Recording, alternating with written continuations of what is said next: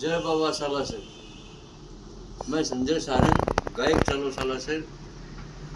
हमने पहले ये 6 राज्यों के आकलन श्री चाणक्य जी ने दिए, जिनमें यूपी, बिहार, तमिलनाडु, बंगाल, राजस्थान, दिल्ली।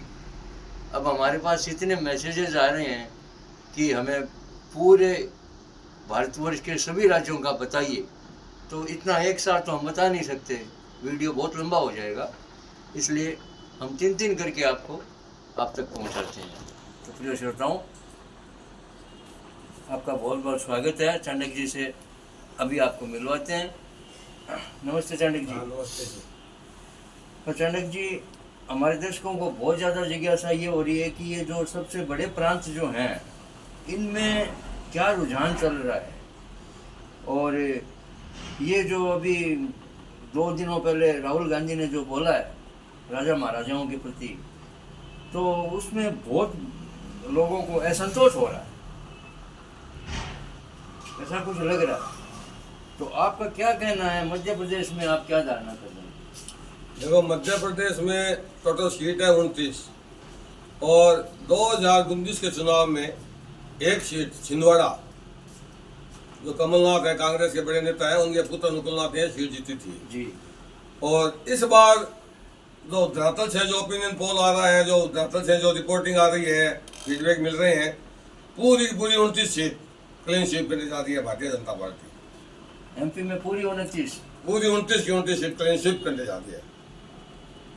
और महाराष्ट्र में बताइए चाणक्य जी। महाराष्ट्र में टोटल है सीट 68 और पिछली बार कांग्रेस को एक सीट मिली थी और वो सीट थी चंद्रपुर, और चंद्रपुर सीट पर भाजपा के दिग्गज नेता थे हंसराज जी अहीर, केंद्रीय मंत्री थे, वो चुनाव हार गए थे। और इस बार जो वर्तमान शिंदे गवर्नमेंट मंत्री है मुंडगेवार, वो चंद्रपुर सीट से बीजेपी की टिकट पर चुनाव लड़ रहे हैं। और 2 फेज में महाराष्ट्र में चुनाव हो गया। एक सीट महाराष्ट्र में पिछली बार निर्दलीय को जीती थी, नवनीत राणा निर्दलीय सीट जीती थी और वो काफी फेमस हुई थी हनुमान चालीसा को लेकर। आपको याद होता है हनुमान चालीसा प्रोग्राम, उनको इसने उद्धव ठाकरे जब मुख्यमंत्री थे तो उसको जेल में भी डाल दिए गए थे, नवनीत राणा को। अच्छा। और इस बार वो भारतीय जनता पार्टी की टिकट से चुनाव लड़ रही है अमरावती से। अच्छा। तो वो सीट भी एकदम क्लियर है बीजेपी के लिए। और जो 2 चरण में चुनाव हुआ है, सारी एजेंसी, हमें नहीं, सारी एजेंसी की रिपोर्ट ये है कि बीजेपी बिल्कुल क्लीन स्वीप करने जा रही है। और जो टोटल संख्या 68 है, उसमें 2 या 3 सीट, मैं आपको महाराष्ट्र की एक लोकल बहुत ही चर्चित सीट का नाम बताऊं, बारामती। वहां से पिछले 3 चुनाव से लगातार शरद पवार, जो बहुत बड़े मराठा छत्र पे है, महाराष्ट्र के बहुत मुख्यमंत्री रहे हैं, नेशनल एनसीपी के बहुत बड़े नेता हैं, उनकी लड़की चुनाव लड़ रही है, सुप्रिया सुले। और उनके सामने उन्हीं के भतीजे की मिसेज चुनाव लड़ रही है, अजीत पवार की मिसेज चुनाव लड़ रही है जी।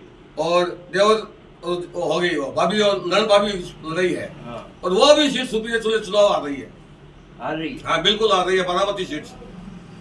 पिछली बार उनकी सीट बहुत ही कठिन संघर्ष में निकली थी और इस बार वो सीट बारामती सीट भी आ रही है। तो महाराष्ट्र का जहां तक सवाल है, उसके बाद में उद्धव ठाकरे भी 2 गुटों में बंट गई जी। और जो 2-4 सीट आती उनके, तो वो नहीं आने वाली। क्यों?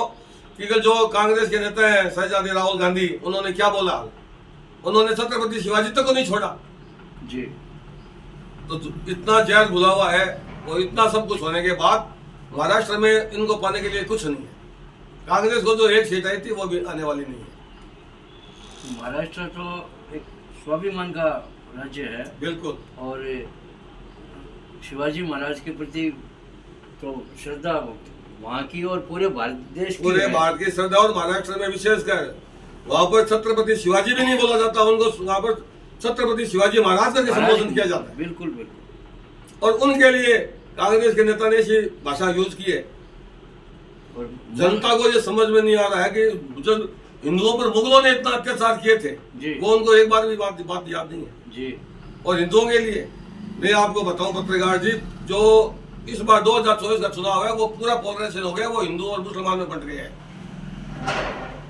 पूरा चुनाव हिंदू और मुसलमान से लगे, कोई विकास का मुद्दा नहीं है, कोई कुछ मुद्दा नहीं है। सिर्फ मुद्दा एक ही है, पहला मुद्दा नरेंद्र मोदी का। क्यों कि जो वोट लोग डाल रहे हैं वो नरेंद्र मोदी के नाम पर डाल रहे हैं जी। नरेंद्र मोदी की आज इतनी बड़ी खसीसात से वो हो गई गुडविल कि बीजेपी भी उनके पीछे हो गई।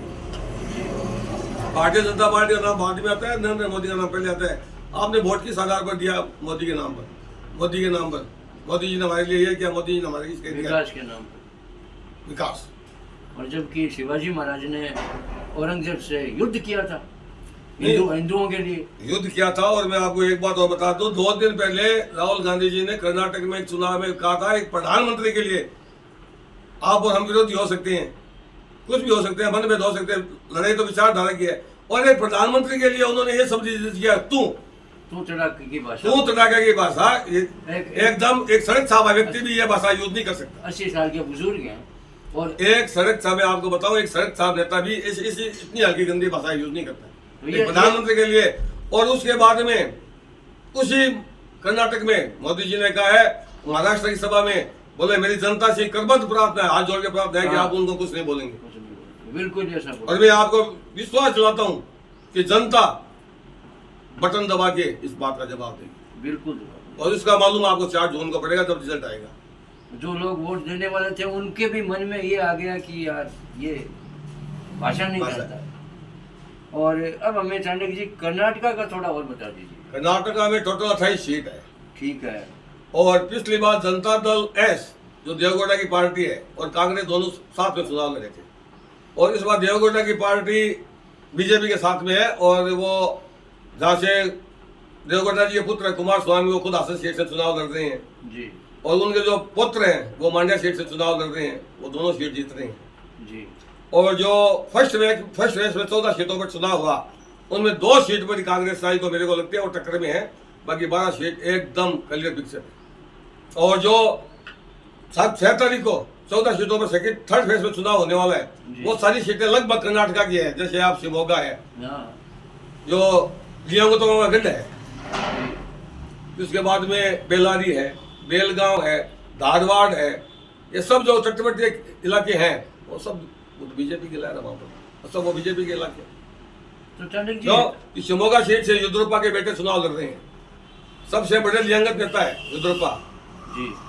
और कर्नाटक में 2 जातियां सबसे भारी है, या तो लियांगत और या वोकलिंगा।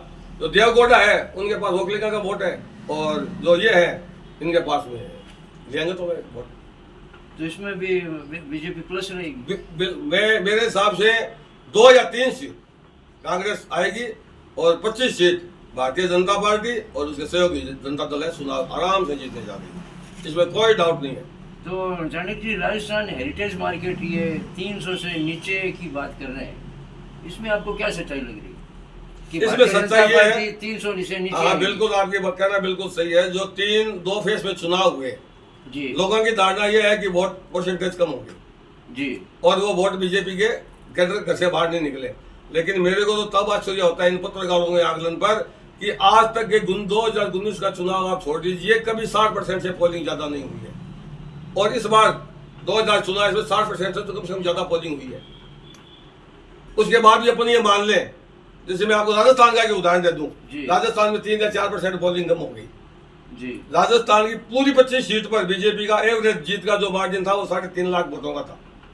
यदि 5% वोट कम हो गए, 12 लाख 13 लाख करीबन पोलिंग होती है, 5% हम क्या मान लेते हैं, 65,000 वोट पोलिंग कम हो गई, तो क्या वो सारी बीजेपी कम है? जो 3.5 लाख से जीते हुए थे, हो सकता है वो 3 लाख से जीते। तो मैं आपको बताऊं, इसमें बीजेपी को ये पत्रकारों का आकलन है कि बीजेपी का वोटर नहीं निकला, लेकिन एक्चुअली में कांग्रेस को ये मालूम था, कांग्रेस के वर्कर को मालूम था, कांग्रेस के केंद्र को ये मालूम था कि सरकार मोदी जी की आने वाली है। वो अपने घरों में बैठे थे और उन्होंने वोट नहीं दिया।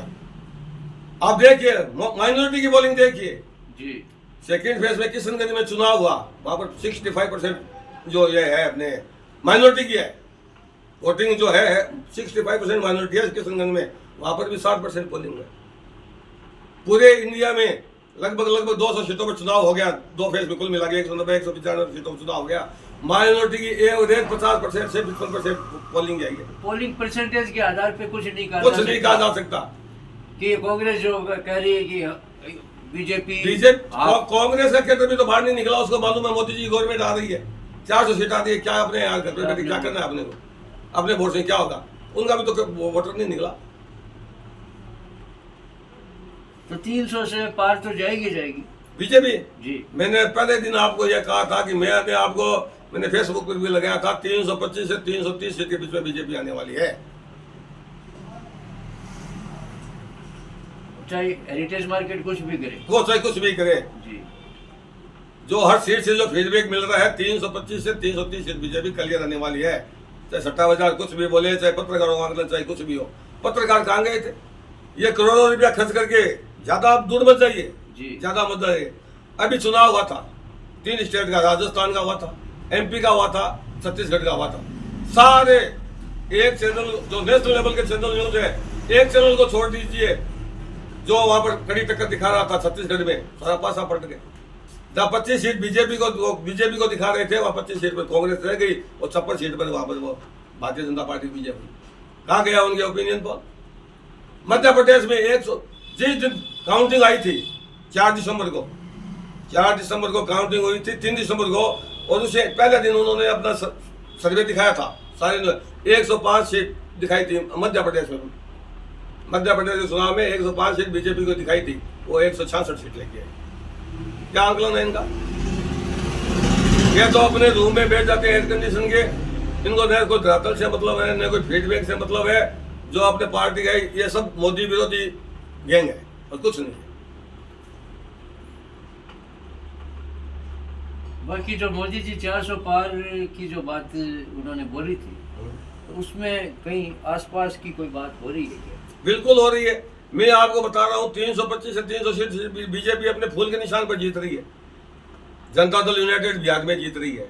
तमिलनाडु में बीजेपी के सहयोगों को 7 से 8 सीट आ रही है जी है। उसके बाद में अपने आंध्रा में देख लीजिए, चंद्रबाबू नायडू की एक तरफा जीत हो रही है। उधर में बीजेपी के अलावा महाराष्ट्र में शिवसेना जीत रही है, अजित पवार जीत रहे हैं। क्यों नहीं आ रही है उनकी सीटें? एक सीट उनकी झारखंड में आ रही है, सुदोष महतो की, वो समझौते में है। क्यों नहीं आ रही है? 65 से 70 सीट बीजेपी के सहयोगियों की आ रही है और 330 सीट लगभग। तो फिर तो 400 के आसपास बिल्कुल हो गया। विश्वास किसी को नहीं होता है। 2014 के चुनाव में मोदी जी ने नारा लगाया था अब की बार 272 प्लस 272, लोगों का विश्वास नहीं था। क्या होगा? 272 आई या नहीं आई? उसके बाद में मोदी जी ने लगाया इस बार 300 पार, 303 सीट आई नहीं आई। इस बार मोदी जी ने नारा लगाया इस बार 400 पार, 400 पार होगी, कोई डाउट ही नहीं है। हमारे श्रोताओं को और मैं आपको एक चीज और बता दूं, अब जो थर्ड फेज में 94 सीटों पर चुनाव होने वाला है, मैं आपको दावे के साथ कह सकता हूं कि उनमें कांग्रेस या जो इंडिया गठबंधन है उनको 10 सीट नहीं मिलने वाली। और इनकी एक बात और सोचिए आप, उत्तर भारत में वोट का परसेंटेज कम हुआ, बीजेपी हार गई। अरे केरल में जहां पिछली बार कांग्रेस को 15 सीट अपने निशान पर मिली थी, 2 सीट उसके सहयोगी मुस्लिम लीग को मिली थी, 15-2 17, 1 सीट CPM को मिली थी 18 और 2 सीट कांग्रेस के सहयोगियों को मिली थी, कांग्रेस मणिपुर को उनको मिली थी। वहां पर 16% वोट कम हुई है। उसका कोई आपने सुना कहीं मीडिया में चर्चा में, कोई से चैनल पर चर्चा में, वहां पर 16% सीट कम हुई है। और उन्होंने चुनाव आयोग से शिकायत की है कि जो बाहर में तो गठबंधन में साथ है CPM, हमारा गठबंधन है, केरला में दोनों आमने सामने चुनाव लड़ रहे हैं। अब बोल रहे हैं CPM ने बदमाशी कर दी, राज्य सरकार ने बदमाशी कर दी, हमारे केरल को वोट नहीं डालने। इनकी तो ये तो हालत है। कहाँ से सीट आएगी? शायद 7 सीटें ज्यादा नहीं मिलने वाली कांग्रेस को इस बार केरला में। हमारे दर्शकों को फिर से बहुत जिज्ञासा हो रही है, तो आपका अमूल्य समय हमें फिर चाहिएगा। आपका बहुत बहुत अभिनंदन, आपका बहुत बहुत धन्यवाद कि आपने हमें इतना समय दिया। और कल हमें 4-5 स्टेट के बारे में और बताइए। मैसेजेज आ रहे हैं पब्लिक के, क्योंकि आपकी गणना बिल्कुल सटीक जाती है, हर चुनाव में सटीक जाती है। जय बाबा।